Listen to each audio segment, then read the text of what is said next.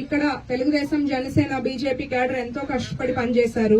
నేను ఈ 5 ఏళ్లు ఇంకా కష్టపడతాను, ఇంకా నమ్మకం సంపాదిస్తాను, ఓడిపోయిన చోటే గెలుస్తాను.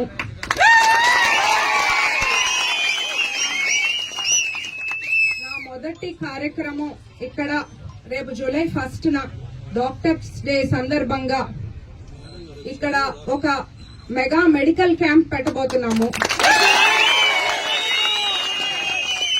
ఇక్కడ మనకి ఇప్పుడు ఎలక్షన్స్ అయిపోయాయి.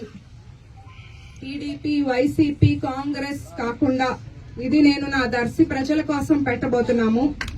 అందరికీ ఈ క్యాంప్ ఉపయోగపడుతుందని మేము ఆశిస్తున్నాము.